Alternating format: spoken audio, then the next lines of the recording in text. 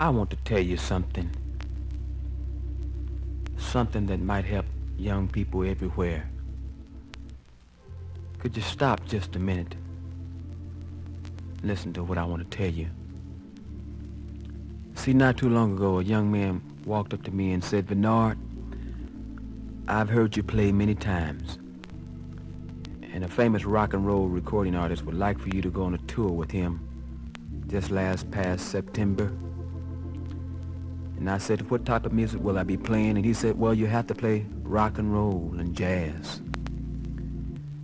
But when you come off this tour, you'll make a lot of money on this tour, and you'll be able to buy yourself just about anything you need. If you need fine apparel, fine home, or fine automobile, you can have it. And I stood there for a moment, and the devil began to talk to me. And I'm there at Southwestern Theological Seminary there in Fort Worth, Texas, and the devil told me, you ought to leave the seminary and go out there and blow and make your money and then come back to the seminary. And I stood there a moment in a confusion, but there was another voice that spoke to me and said, Vernard, the Lord has been good to you.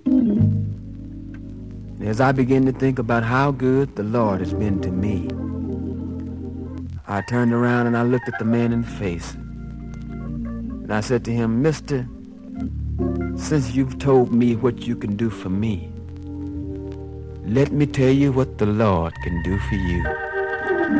There's something about my life that you don't know. You've seen me play many times, sure, but there's something behind that you don't know about.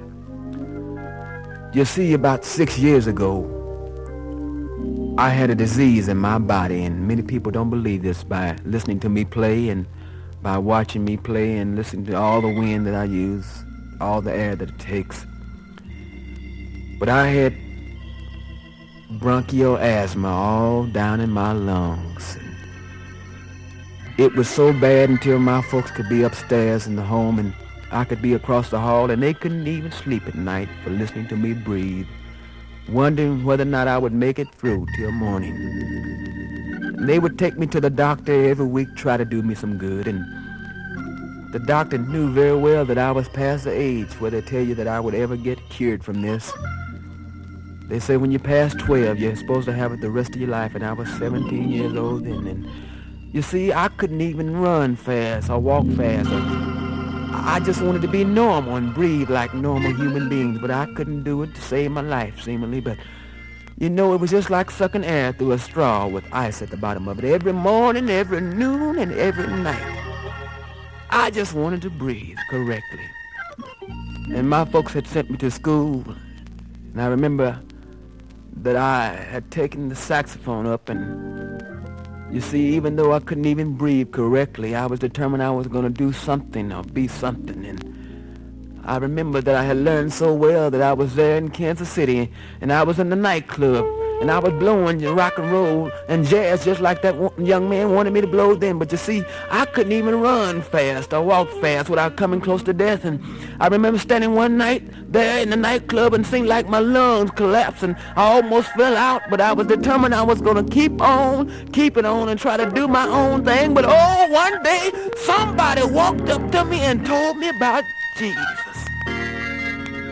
And they said, Vernard, if you give your life to Jesus, He'll touch your lungs and take that asthma out of your lungs. And oh, I didn't believe it, and I went on about my way, precariously giving it no thought at all. But you see, one day I had gone the last mile of the way, and there was a situation which occurred in my life where it seemed like my friends would help me, and nobody would stand by my side, and my friends walked away from my side, and I couldn't find anybody to help me. So I came to myself and said, well, I've tried everything I know, why not try Jesus? Then I looked at the heaven and I said, Lord, I've heard that you're a doctor in the sick room, and you're a lawyer in the courtroom, and you're a bridge over troubled water, you're a friend when we're friendless, and you're everything we need, water when we're thirsty, food when we're hungry. And I said, Lord, if you're really real, Lord, I want you to touch my lungs. And if you touch me, I'll blow for you.